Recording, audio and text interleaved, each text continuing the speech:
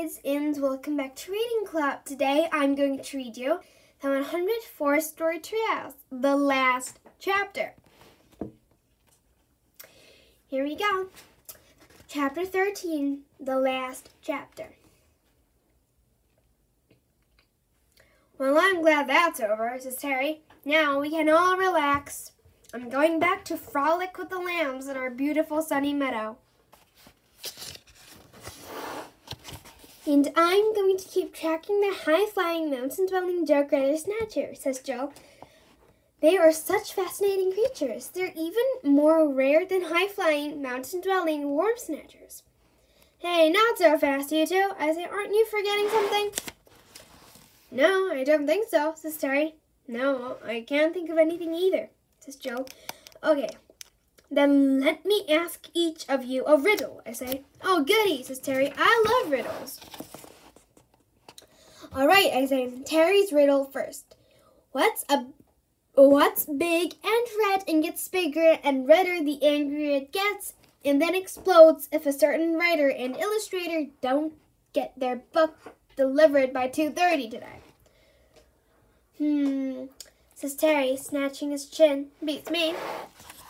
Mr. Big Nose's nose, I yell. Yay, says Terry, but it's already 2:25. How are we going to get our book to him on time? I don't know, I say. Oh, we'd better figure something out, and fast.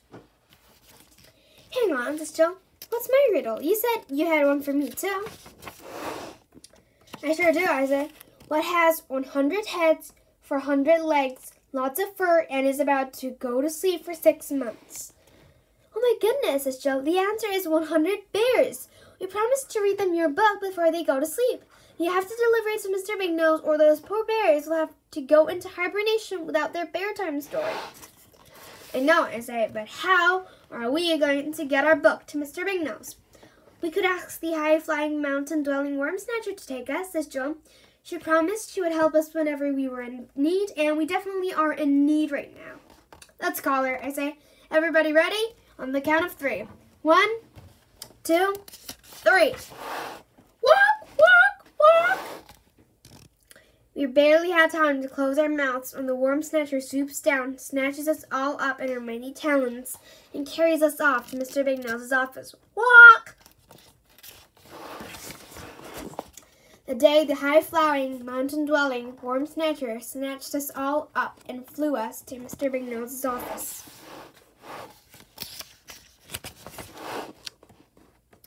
Lucky for us, Mr. Big Nose's office window is open. The worm snatcher releases us at just the right moment, and we all tumble into Mr. Big Nose's office at exactly 2:30 p.m. At last, shouts Mr. Big Nose as he pick ourselves up off the floor and gather up the pages of our book. I was just about to cancel your contract. Sorry, Mr. Big Nose, I say as I hand him the pages. But we've been very busy. You can read all about it in the 104 story treehouse. Here it is. Is it as good as the last one? Says Mr. Big Nose. It had better be. Oh, it is, says Joe. It's a great story, possibly the greatest story ever told. Hello? Says Mr. Big Nose. I'll be the judge of that. Well, what are you all standing there for? You can go now. I've got work to do, and so have you. Don't forget you have a deadline for next year's book. We won't forget, I say, but before you go, we are wondering if you would be able to do us a very special favor. That depends on what it is, says Mr. Big Nose. I'm a very busy man, you know. We know, I say, but would it be possible to put our new book into a super fast production so we can take a copy to read it to some bears before they go into hibernation? You see, I promised them we would in exchange for them agreeing to leave the treehouse so we could write this book. Says Mr. Big Nose. It's highly irregular, but I suppose a promise is a promise, especially where bears are concerned. Wait there and I'll see what I can do. The day Mr. Big Nose put our book into a super fast production, Mr. Big Nose sends the pages to the editors. Fling. The editors edit the text and send it to the designer. Odd, strange, spelling, plot. Coffee. The designer designs the pages and cover, then converts them to electronic files and sends them to the printer. The printer loads their file into the super fast T4 production machine. The pages are printed. The pages are cut, chopped, sliced, diced. The pages are glued together. Glue. The cover is put on. Thump. The books are sent to Mr. Bingnose' office. Clunk.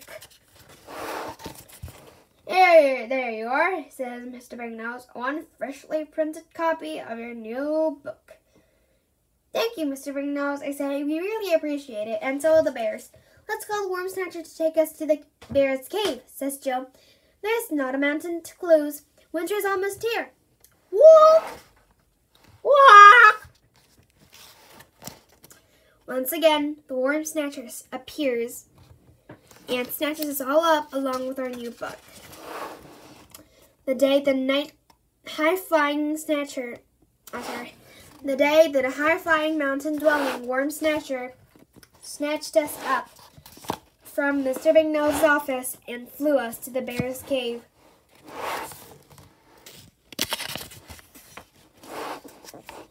When we arrive, the bears are all in their pajamas, sitting up in a 100-bear bed. We're here! They let out a huge 100-bear roar. Roar! That means hooray for Andy, Terry, and Jill, says Jill. Terry, Jill, and I sit down in a big chair, get cozy, and start reading to the bears. Hi, my name is Andy, and I'm his friend, Terry, and I'm their friend, Jill. A few hours later, I finally reached the last page, just like you, when nobody is listening except for you, of course. All the bears and Terry and Jill are fast asleep. I got to admit, I'm feeling pretty sleepy myself. I might just nap for a little while. Well, probably most of winter, to tell you the truth. And then Terry and I will get busy adding another 13 new stories to the treehouse. Good night. The end.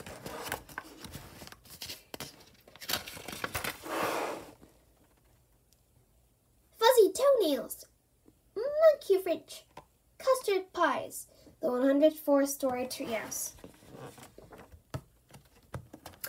That's the end of this book. Well, it was a great book and a very nice book to read, and I hope you enjoyed my readings of it. And if you liked it, please click many likes and subscribe Reading Club.